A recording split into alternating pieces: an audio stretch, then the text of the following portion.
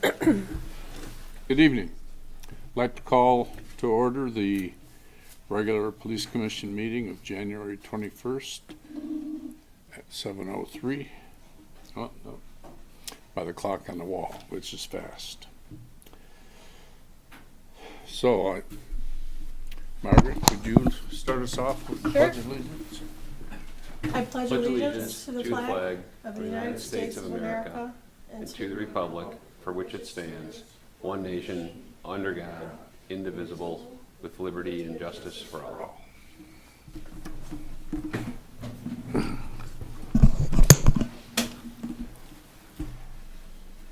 So,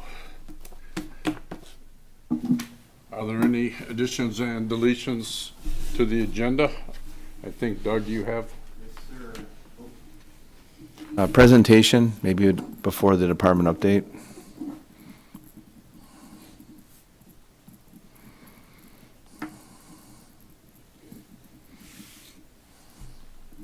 Anyone else have anything? Nope. Can I have a motion to approve the agenda as amended? So moved. Second? Second. All in favor? Aye. Very good.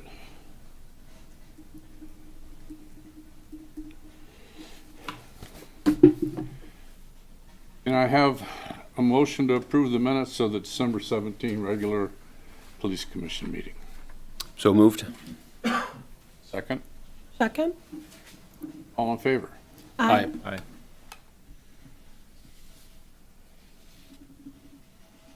According to the agenda, we have no action items. Is that correct, Doug? Correct. Pardon? Correct. Then we're down to your presentation.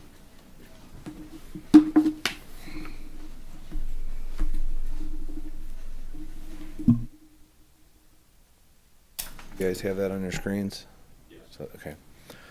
So every year, I think the last couple of years, I've done of what's happened in the past year about the department, stats, budget projections, or the budget and then budget projections. So I'm going to go through that again for this year. If you have any questions, how about we just do them at the end of each slide? Does that work? Sure. And then just interrupt. I'll answer what I can. And it's not running. Okay, so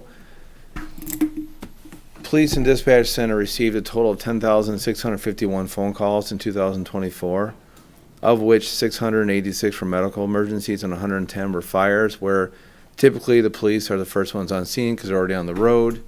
They're arriving, they give medical assistance, and then the fire department shows up afterwards and provides greater care, if I could say that.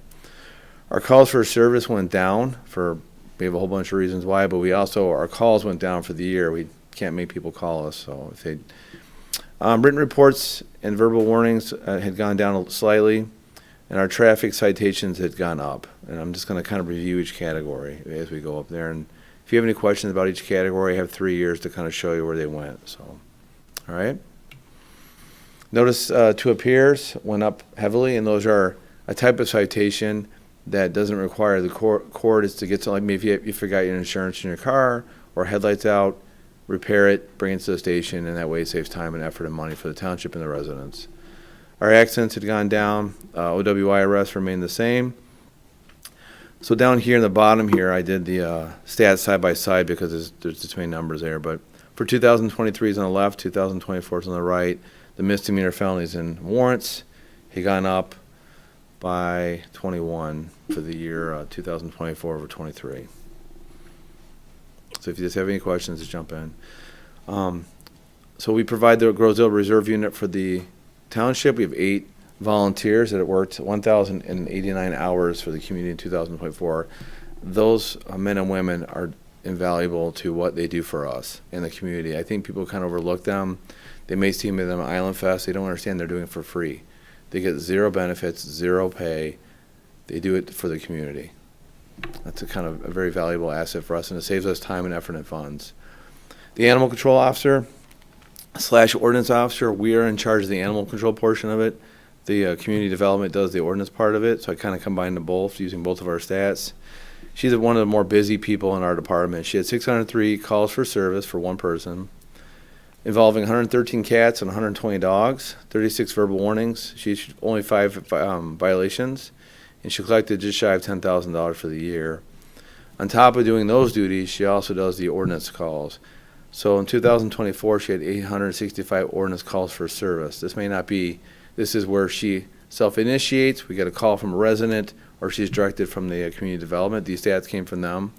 Since she took over, 2022 to 2023, there was a 29% increase in productivity in that position. The following year after that, in 23 to this last year, it went additional 6.4% in additional increases in services. That's pretty impressive in my mind. So she's doing her job, and I know she's always on the radio working. This is our organizational chart. So 2024 was kind of a hard year for us. We were short one person. We're supposed to have 24 people in the department, but we only had funding for 23. But we actually only paid for 22 because one of them is funded for forfeiture. We're going to go on that a little bit later on. But during that time, you're going to see these 2 black dark spots right here. One is the officer that we've yet to hire. And the other one is we had an officer that is off on workers' comp. So throughout the year, we had a combination of 2 to 3 officers off every month due to certain different reasons. And we're going to have another officer off for some approved time that they're going to use from their own personal time. Last year we hired Officer Nate White, in April 2024, and he's doing a great job. He's getting along with everybody. He's not lazy. He's a good worker. We don't have any lazy. I shouldn't say that. We have no lazy workers, but he just comes and does his job and goes. We also hired Wendy Robledo, our secretary. We're very fortunate. I'm not just saying it because she's right there, but we're very fortunate to have her because her working ability and what she does, it just took off right where Jessica left off. She just took off. Even today, she found a company that mistakenly overbilled us by several $1,000s. She caught it. So and before she even told us, she was already on the phone getting that money back. Well done, Wendy. Correcting. She did. I mean, that's what you want. Yeah, I mean, absolutely. she's just not coming to work. She's actually fully embraced the position. Community policing programs. Alice, school safety program, that's through the schools. The bike patrol program, due to our limited amount of officers we have, we didn't use it at all last year. The Marine unit, same thing, due to the amount of overtime with the officer shortages. We did have some grant overtime that Deputy Chief Brozak got, that we were to put the boat out a little bit, not a ton. The DARE program, successful program in the schools, we still do that one. The Grosse Ile Safe Key program, that was established by one of our officers, and I think we're up to 800 or 900 members now. Code Red, that's used by the whole township. Our computer system database, which is used all downriver, what helps us in our operations. Operation Chill is the 7-Eleven Slurpee coupons, so maybe some kids or grandkids have gotten. They give them to us for free to give the kids that are following bike safety. Our Facebook page run by Deputy Chief Brozak, and our Grosse Ile Reserve Unit run by Sergeant Vasquez. Partnerships, 33rd District Court, that's where we do all our processing for the court cases. Downriver Community Conference, that's DCC, if you guys ever hear that, they control our radio networks, our computer programs. They're basically a conglomerate of every downriver contributes to it. It saves us a lot of money instead of individually doing things as a community. The Guidance Center, School District, which is where I have a lot of involvement with the schools. Office of Highway Safety Planning, which is grants. That's basically where we get some grants. And then I think Deputy Brozak handles that. Processing, that's the Attorney's Office and Michigan Wayne County Prosecutor's Office. Continue, we have the Arson Task Force. We don't have anybody assigned to that. That's basically if there's any types of investigation to multiplier that we can assign detectives to it or the fire department jointly. Downriver Mutual Aid Dive Team. Deputy Chief Brozak is the commander of that unit. He has been for many years, I believe. Right. We have one of our officers is assigned to the Downriver Hostage Negotiations Team. And then Downriver SWAT, we have an officer associated to that. It's actually CNT, not hostage, but Downriver SWAT Team, we have one officer assigned to that. And then the Fatal Crash Unit is basically we have no one assigned to that, but the different agents, if we have major crashes, different agencies that will chip in their members to help us with our accidents. We all help each other out in some ways. Major Crime Task Force is basically an agreement between the different cities that if there's a major crime, we had a shooting in our city. Every city, they may have 2 detectives.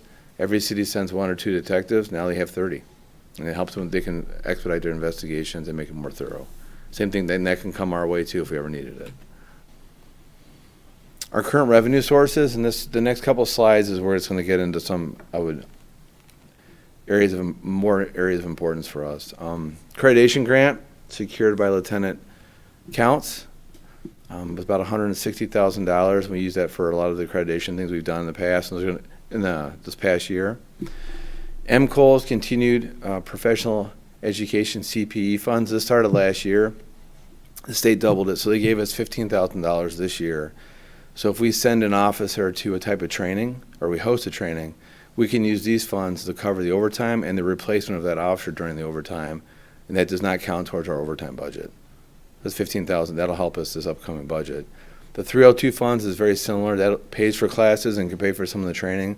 That's about $6,000. We get that we get that yearly. MySnap is similar to the 302 funds. Those are the funds dedicated towards dispatch, overtime, and training. But we have a lot of internal programs that doesn't.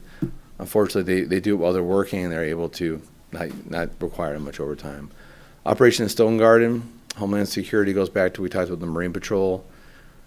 Tobacco compliance grant. I think they just sent out an email recently about how much money they're going to give us to do compliance checks. And then the bulletproof vest partnership grant. I don't think we're all up to date on our bulletproof vest, so we haven't had need for one anymore. So this one is the one that's kind of big for the public here. All the residents kindly and we're very gracious vote in 6.6 mills. So every time these are all the mills, the original mills that we operate. We share these top 2 with the township. So whatever we don't use of these 5 mills, they would take the top. The 3 are dedicated. This only goes towards the police department. When you add them all together, it's 6.6 mills. Due to Headley reductions, we only can collect 5.79. The 79's rounded up. It's 7.8 or 7.7. 7.8. So it's this big number. This number right here is going to be very important. The 5.79 is all we can collect of the 6.6 mills. So this one right here is the one of interest here. So a lot of these are projections. The wages is contractual all the way down. You can see the prior years as they went. The yellow is what we have coming up next budget, projections and forecasting.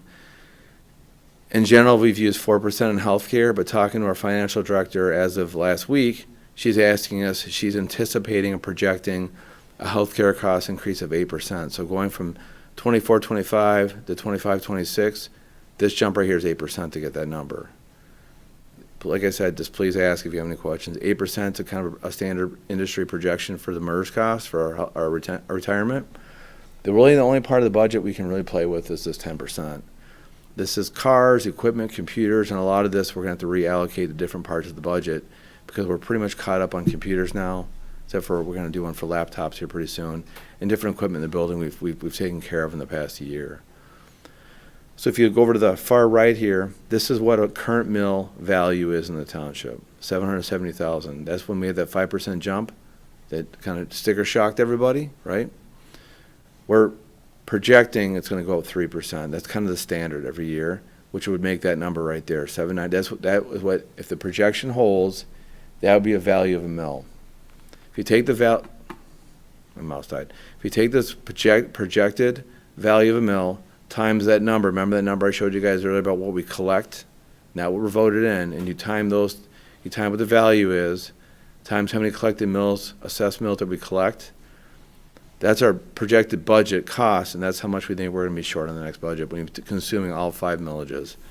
So we would share these millages with the township before, and then if there was anything left over, they would take it. That went on for years.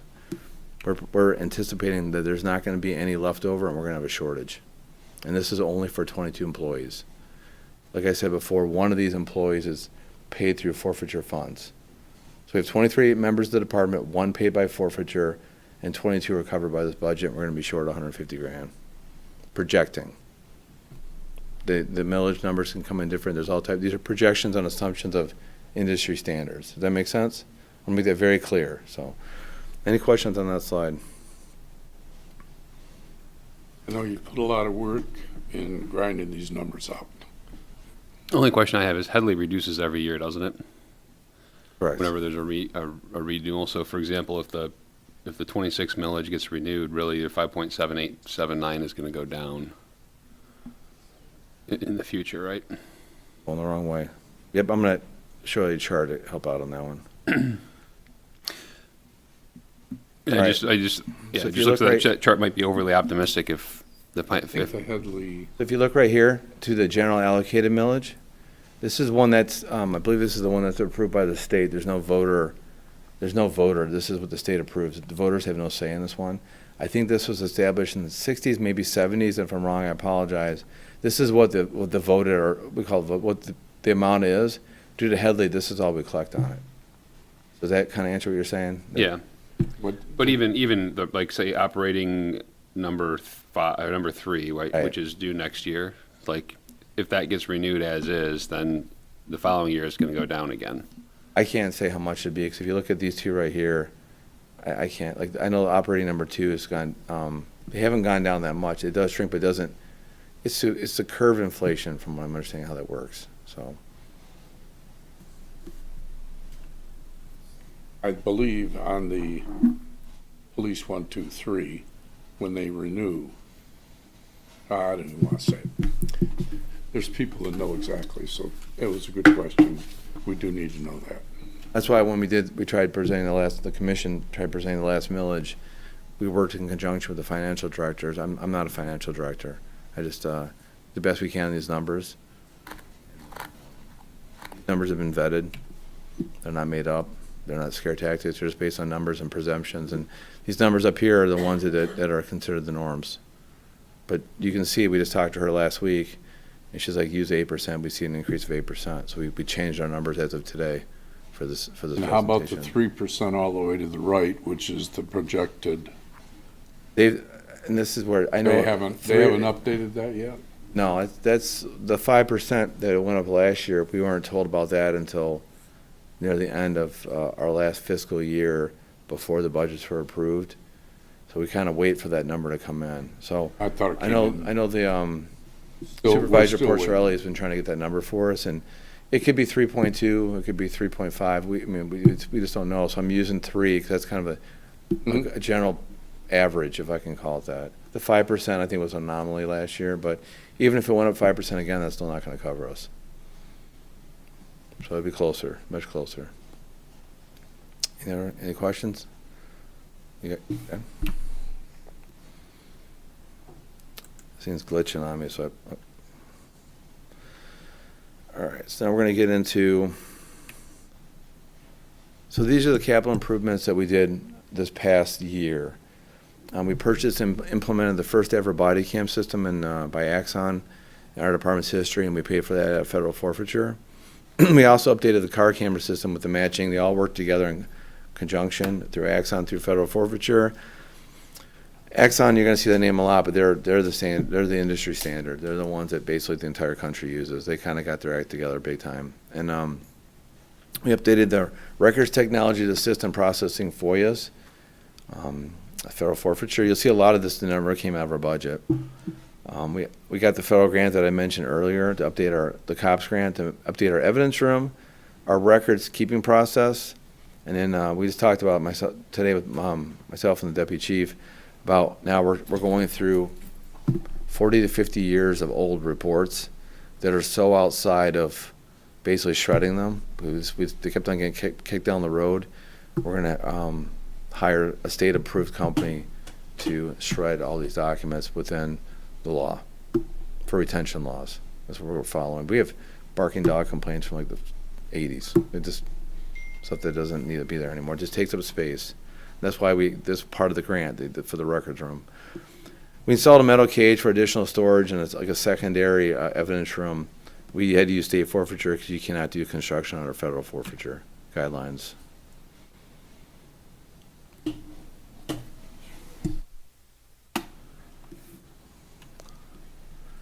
All right, so these are the ones we're trying to work on upcoming to 2025. So you're going to see a picture in a minute. I think you guys have heard me talk about it before. Our internal Michigan Bell copper line phone lines, the way our system is set up, we have fiber optics coming into the building. and we have a box that converts it to analog. And we still have those 2000 phones, that number of phones, but the 2001 phones we purchased. We can't buy them anymore. We have to source them on eBay, and I know some of the phones don't even work properly. We can't get them. And then we found out again today that we thought it was 2025, 2029. They're going to do away with all hard lines in the buildings. Our 911 lines are completely different than that network because that's handled by the DCC I told you about earlier. They run and update and change all the 911 systems. They actually have I believe, an RFP put out right now to get all new 911 systems downriver. That's handled by them, but the phone lines internally, we met with the fire department today. We've vetted a whole bunch of RFP vendors to come in, and we've completed that process, and we've selected a vendor. And then tomorrow we're going to talk to them about maybe trying to even lower the price even more. You have to buy all new phones, and then you have to run some Cat 6 lines throughout the building to make it all fiber optic. That box I talked about takes it from great technology of fiber optics, then turns it into analog. That failed 6 months ago. The phone gentleman that was here, who was talking to us, he said, this is basically the last one of these boxes you're ever going to get. So everything in that department is just dying. We have to upgrade it, and this department has been neglected for many years. The laptops that the officers use, they're Dell Ruggeds.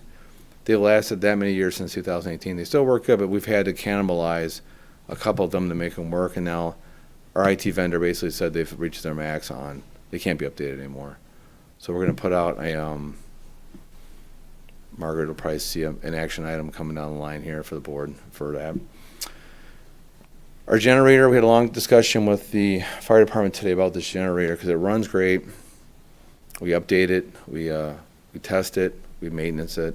It's a 1992 Chevy small block attached to a coal or gas generator, and parts of it melted. And it's running. We're just really worried about that. Goes down 0 degrees. We just put out we're a warming station. I guess it's bring your own hot cocoa. I guess we won't be warming anything.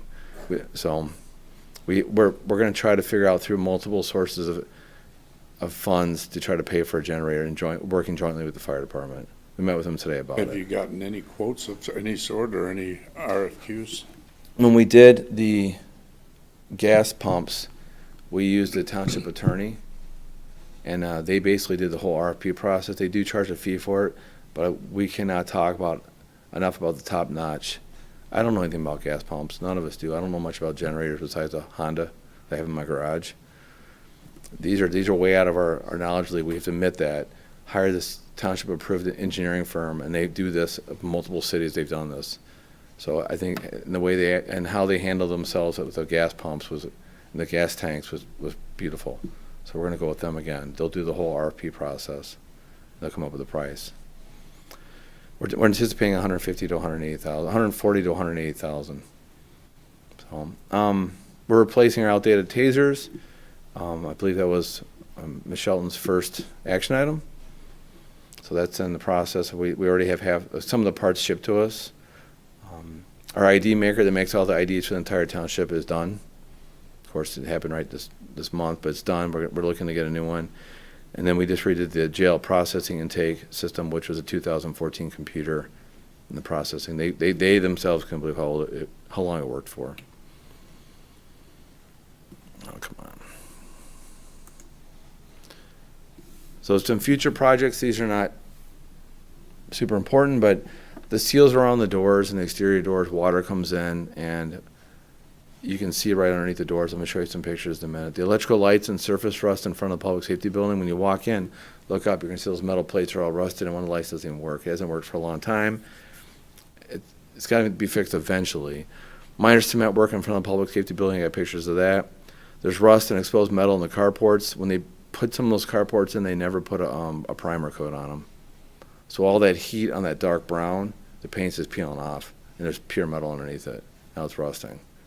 So rust on the bay doors, corroding through the paint.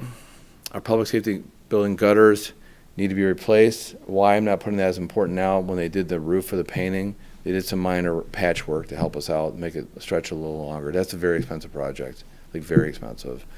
And the carpet in the public safety training room, anytime we get the carpets cleaned, they buckle. And they stay buckled for months. Eventually gravity just kind of settles it back out, and like right now they look great. But if we wash them again, they just bog, there's like ripples throughout the whole, it's like they're trip hazards. So we're trying to get pictures of them today, but it's all leveled out. Forfeiture cannot be used for construction projects. So we gotta figure out a different funding source. So if you look right here, this is our training room door. This is during a rainstorm. You can tell by where this water's splashing, this is inside the door. So the water's actually, at this time, this is when the gutters were all leaking and backed up, and we've remedied that. But the water was coming through, and it was flooding right through here. This is something, this goes to the gutters being a problem and the door seals on this. We were worried about the rust that'll start happening here. These are the original doors. Here's our public safety building built in 1992. This is the new brown roof we got. This is the back administrative door. This is an example where you can just see underneath there. You see, this is not a huge fix, but this is just something that costs money. We don't have the budget to fix these things. We just don't. This is that minor cement work when you walk into the building through this door right here. Okay, see that glass door right there? Those glass windows? That's this window right here. So it's protected by the overhang, and this is this minor cement work, but eventually water's gonna get in there and start popping these windows out. If it does get in there and freeze like right now. Here's some of the rust that when they painted the building, parts of the door, they kind of painted over the metal, and you can see where the rust is coming out right here. This is underneath the carport, so this, I don't believe this was painted, but you can see where the rust is going through here. This is the rust, this is all minor rust. This isn't like a generator. Generators are our #1 priority. The rust right here, these metal plates, and then this light, you can see the top of it, this isn't working. So these are minor fixes, not that much money. The fire department can work together on it. Here's your generator. This is a 1992 generator. Like I said, we spend the money, we get it maintenance every year. We do a stress test on it when it runs at a maximum capacity for 4 hours, generating 80 kilowatts of power. And every single week it runs. It runs great. We've had to do some repairs. We've had to replace parts on it. Does it have an hour meter on it? How many hours it's got on it? I think it does. You know, Todd, do you know if it does? Should have one. Yeah, he pulls records. Yeah, he's got records on it. Just if you get a chance, I'm curious, because you know boats, you know, we track how many hours. There's all records on that one. This is I think Todd and I were talking today. We believe this is a Chrysler, a small block engine from the 80s. Is what this is right here, the generator, and then hooked up to a gas generator, the Kohler natural gas. This is not our building. I just took this from the internet, but we have to fix the carpet in those rooms. Any questions before I get to the next section of stuff? What is that that's melting? Is that the? This is so there's the metal pipe that goes through here. This is just like your heat shielding, your insulation. There you go, and that's just melting there. There's no actual pipes. When you go to when you look at it from that doorway, looking this way, you can see a lot of heavy rust. It's just the exhaust pipes are going out there, but they work fine. They're just been used for 30 plus years. It's just our problem is with this is we go to VoIP phones, the internet phones, or anything we want to do. You'll see in the building there's red sockets. Those are the generator sockets. When the generator kicks on, I think it was last summer. It went down. We lost power for a week. I think it was. Ran great. Did everything we had to do, but we're driving a 1992 basically V8.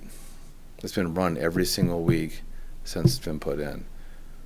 And then it's had to run for extended periods of time. And what we worry about, like right now, if the generator went down, according to the company verbal estimate, that if we had to get a generator, we probably wouldn't get one for a couple days to back up this one.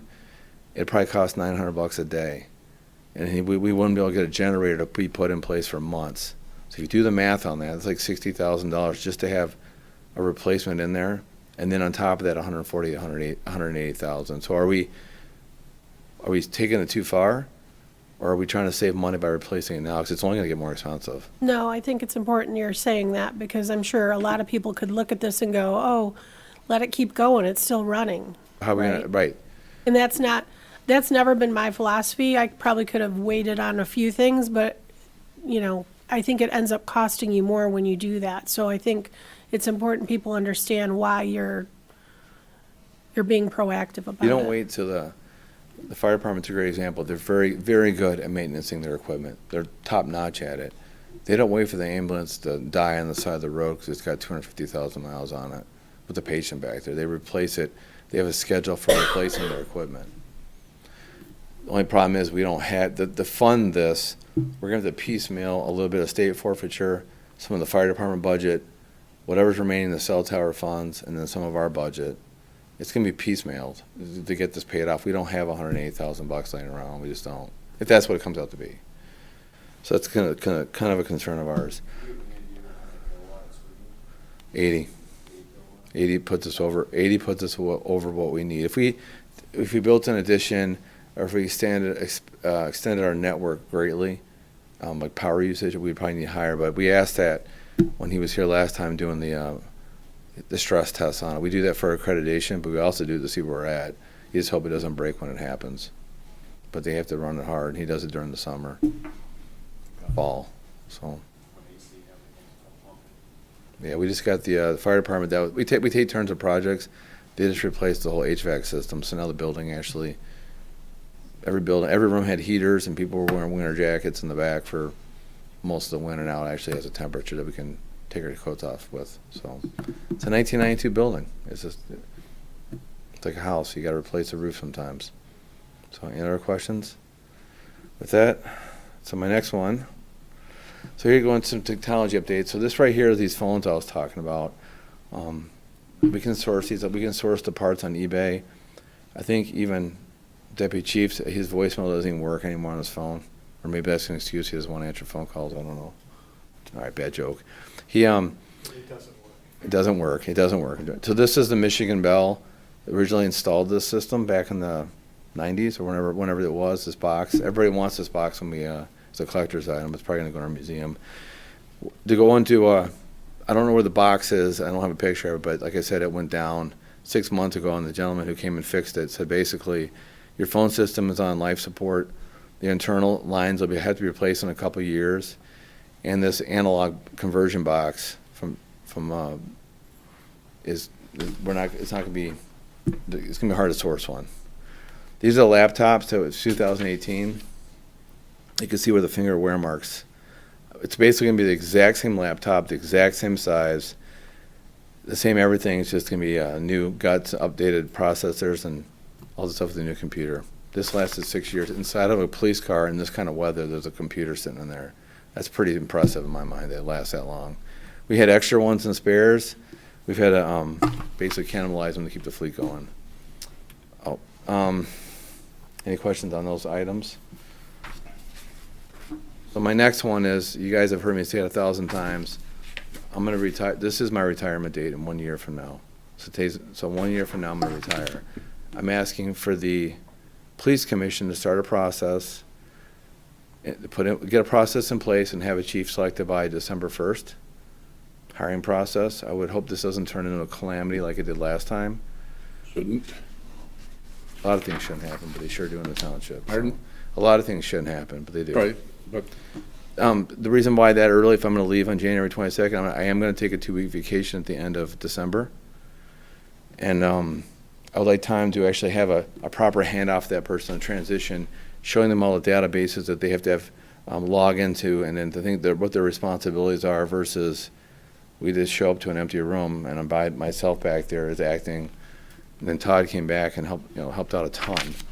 But let's not repeat that. Let's just not have me leave and have them figure it out. Let's have a transition. That's my request. If you guys have any opinions on that.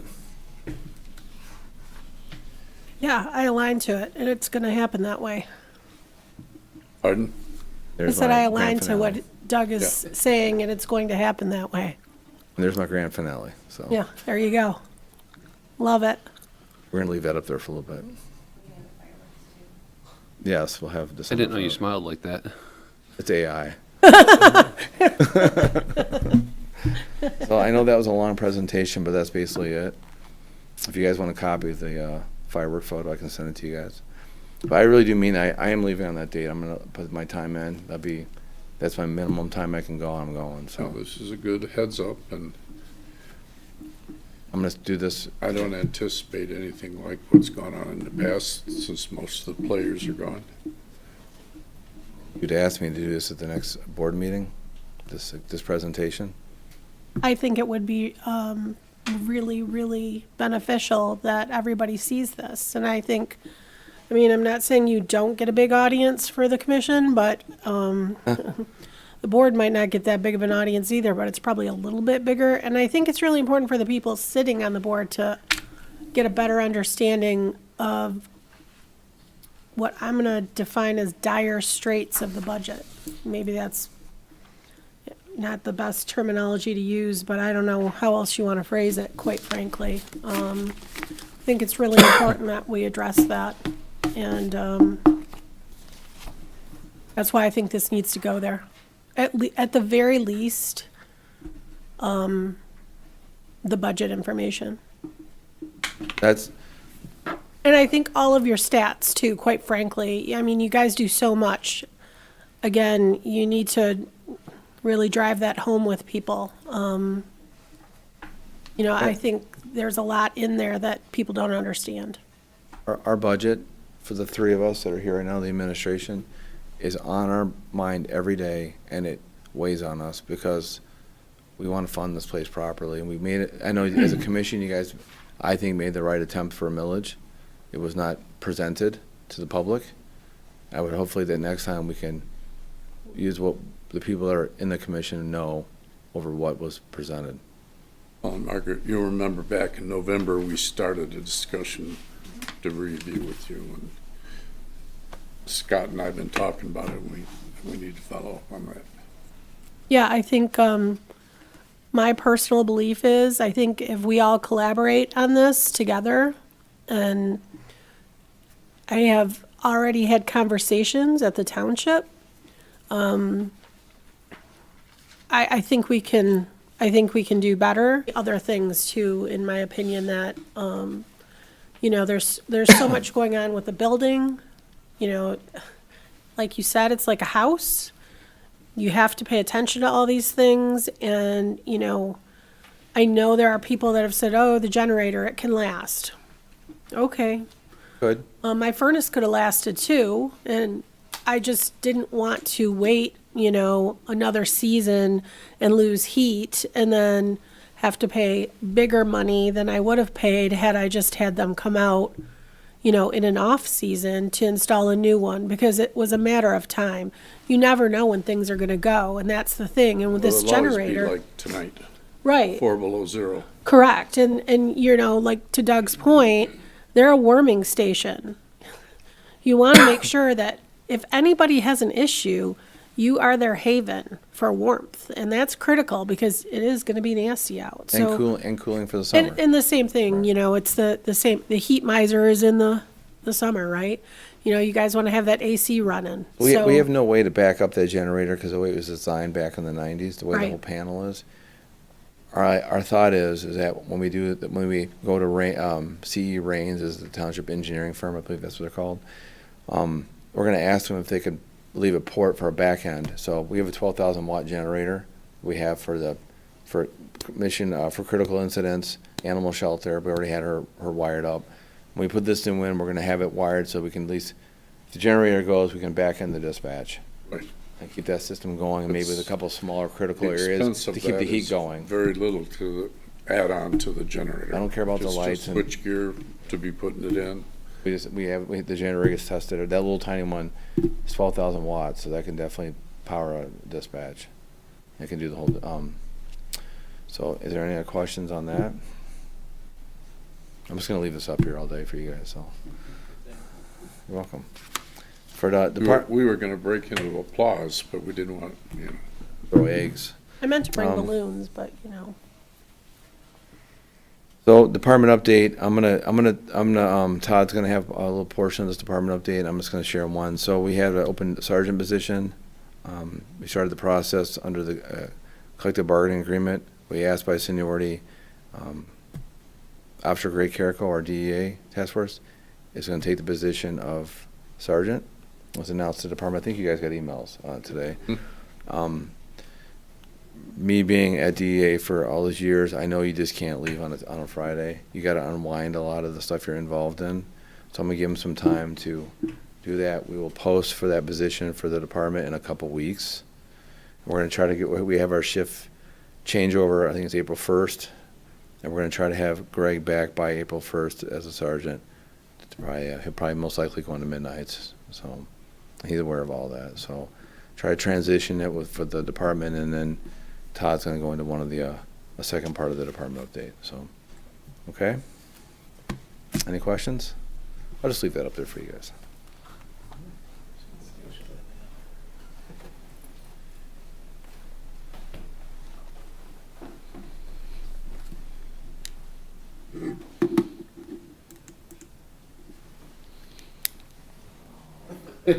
It's distracting. Good evening. So I'm going to go over the numbers for, actually, the chief had touched on them already. He had broken down a lot of the information or the data that we compiled over the year. One of the things that we did was the monthly calls. For December of '24, there was 696 incoming calls. I think this is very important to relay or get this information out to the public, that how busy we actually are, how busy our dispatchers and our PSAP center is. I did go in and pull numbers from Equiture, which is our recording system. What it does is it counts all the incoming calls to the station. For 2024, there's a little bit of a conflicting number because this is counting every single call, every time that phone rings. For 2024, we had 10,150 calls coming into the station. That's about an average of 846 per month. So it's a lot of phone calls coming into that building on a daily basis. I just wanted to relay that information. Was there any questions on that? We can talk about it later, or do you want any more information on Equiture and what that is? Are you familiar with it, the system that we use? It's basically, it's the system we use. All our calls are recorded that are coming in. And if the call isn't recorded, it's still recording the information of who called and at what time. It's a really nice, nice program to have, and it's easy to Now, that use. line and that system is different than the 911 system? That is different, that's independent, correct. These are just the regular numbers. That's not including 911 calls coming No, in. That's I separate know from. that was one of the bones of contention when they wanted to try and consolidate the dispatch, because when we got in and started peeling away the onion, if we'd consolidated dispatch, it wouldn't cover those, how many, 10,000 calls? Yeah, I mean, We'd they're, have to- they're, we'd those, have to those put calls are someone going in the some- lobby. Yeah, they're going somewhere else. Yeah.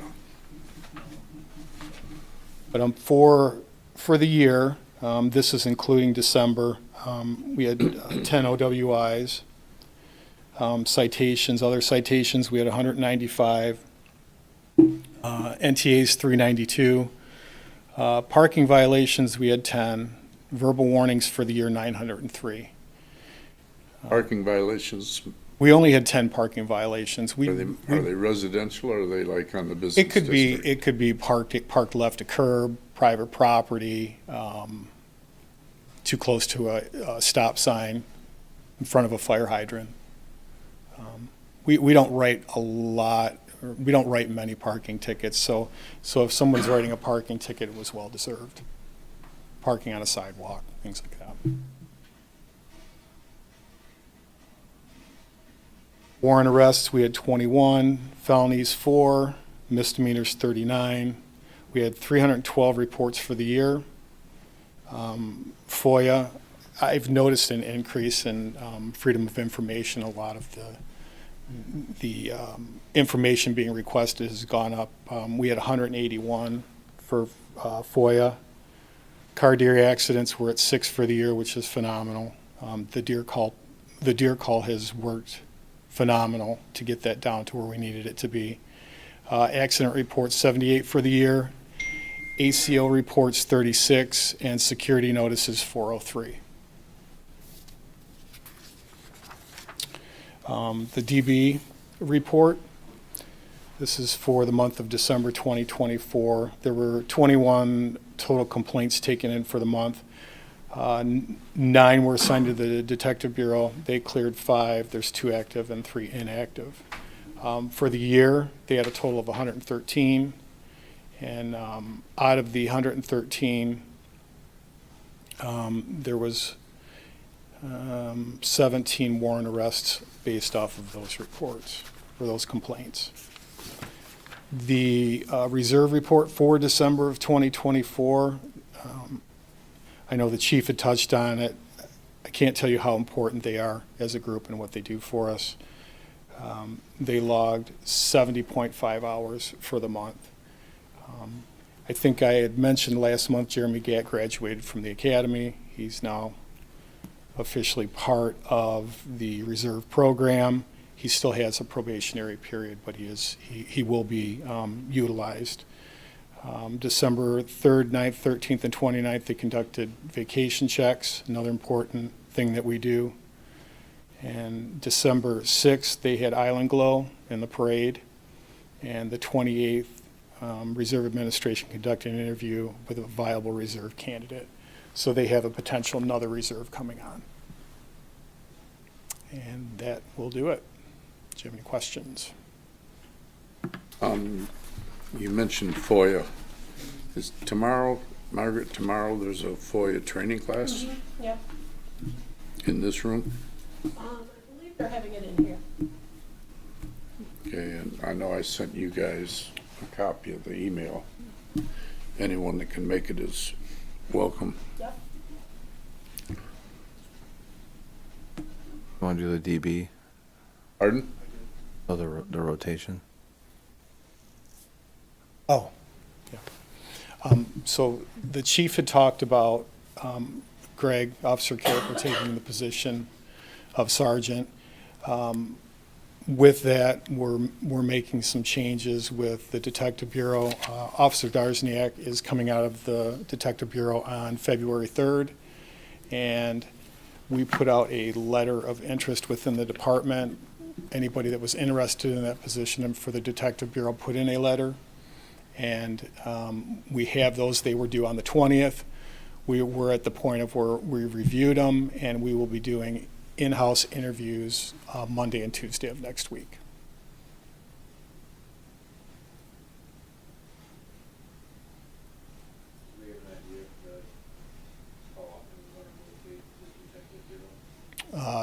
We're looking at 5 years.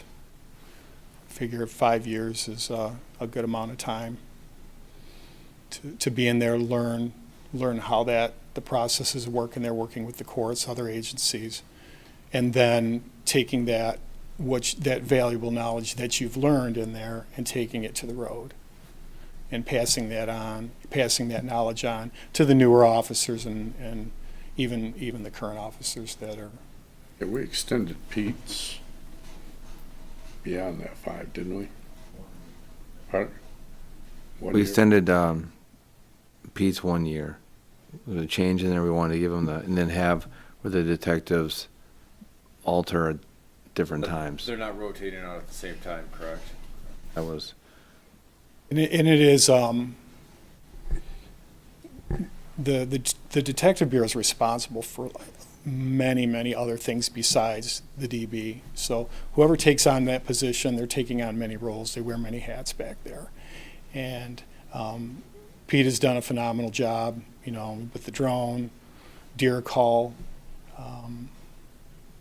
He did a great job.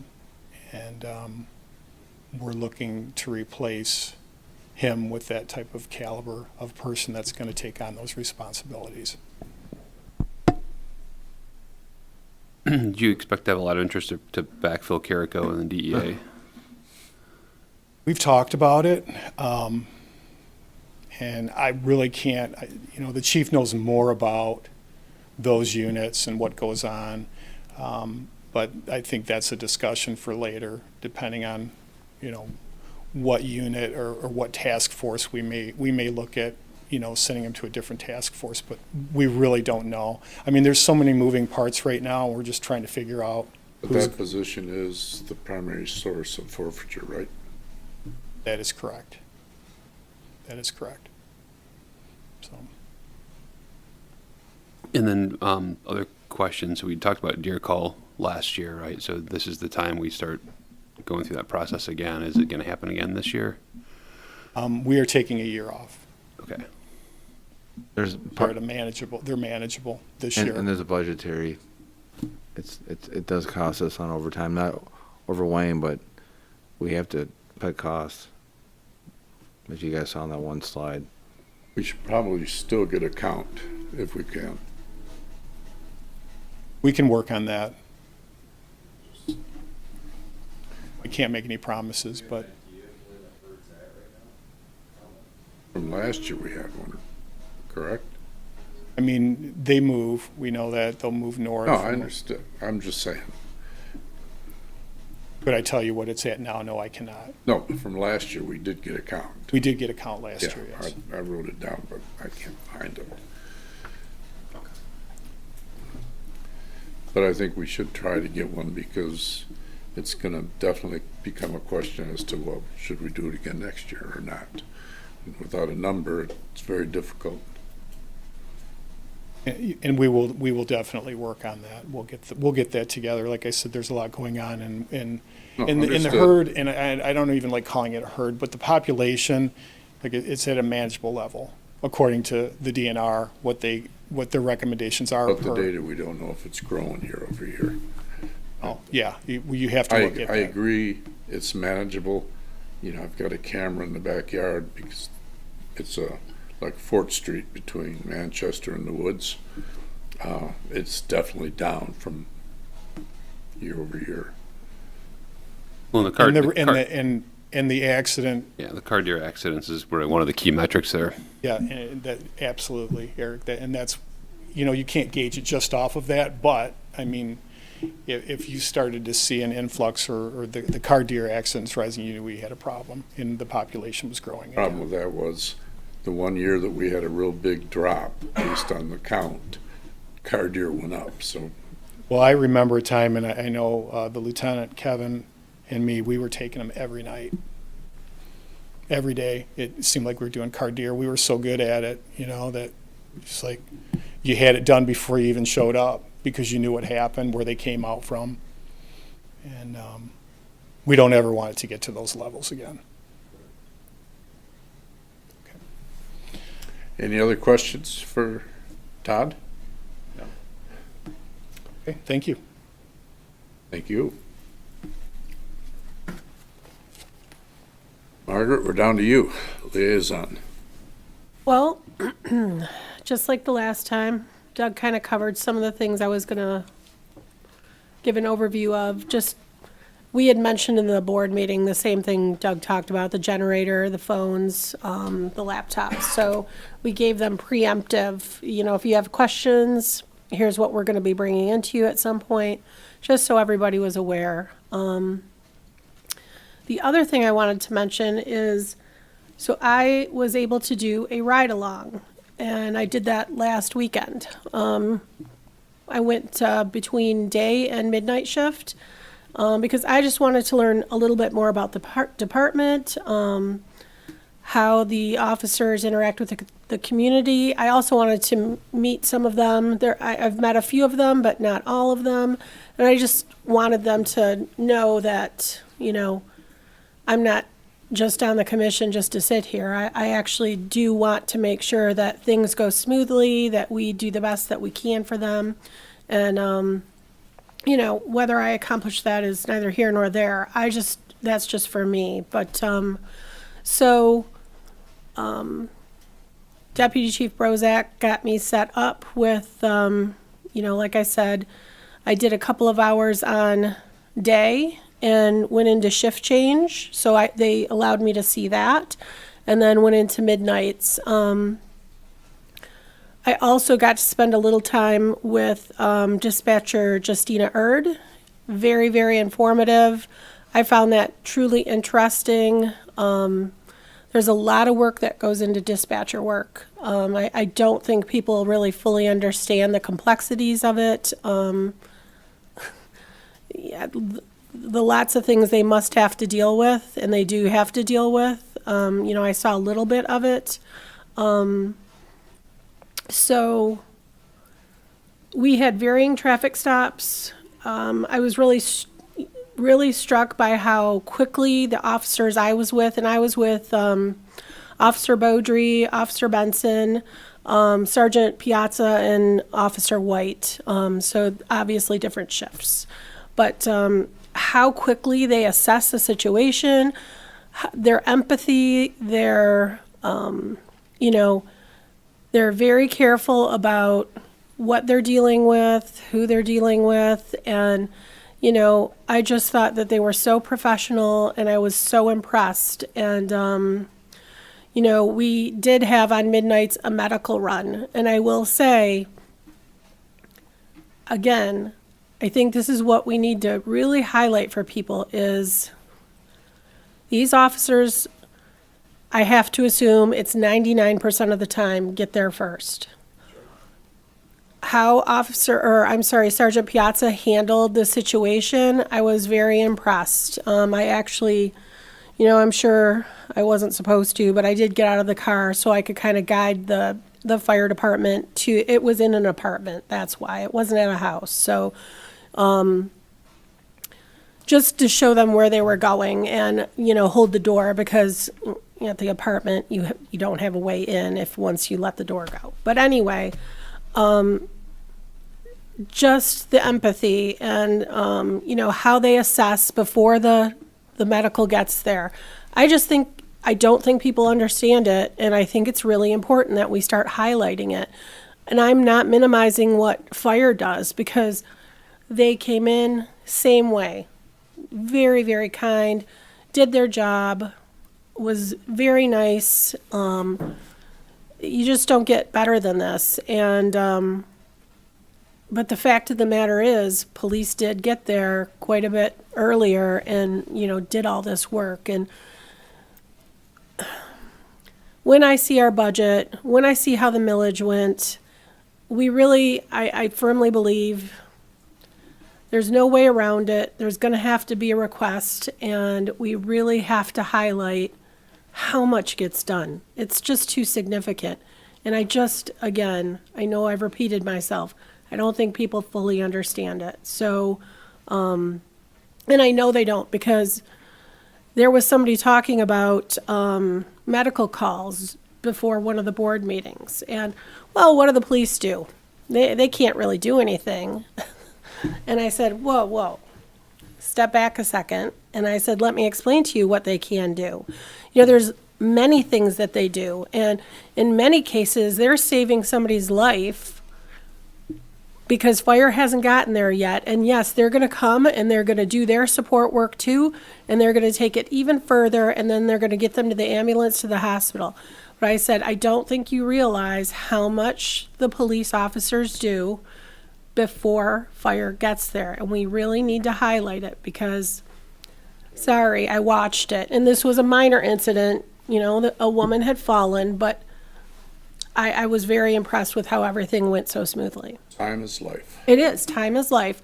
And implying like, okay, what can they do? They can do a lot. So I'm just putting it out there that we really need to highlight it. They do a lot. Absolutely. And they always have done, and I agree, and I'm glad you've seen it.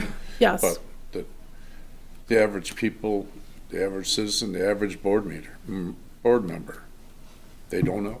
No. And so I think this is on us to be educators, and I'm happy to do that. It's very important. It's very important because I think and honestly, the person I was speaking with, who I was with by the door, and that was one of the people that his wife was a caregiver there.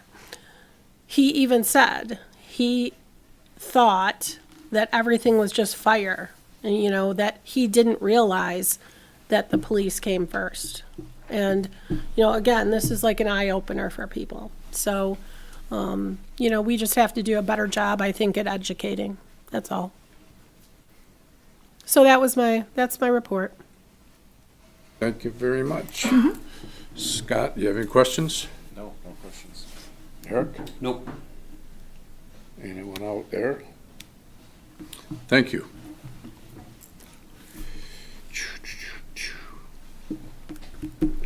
Well, we have no public to comment, so Lieutenant, you got anything? No, sir. Deputy Chief? Chief? No, sir. Wendy? Before I ask for a motion to adjourn, I guess I need a motion to accept the departmental reports. Motion. Support. All in favor? Aye. Motion to adjourn. So moved. Second. Second? Third. The meeting is adjourned at 8:04 by the clock on the wall.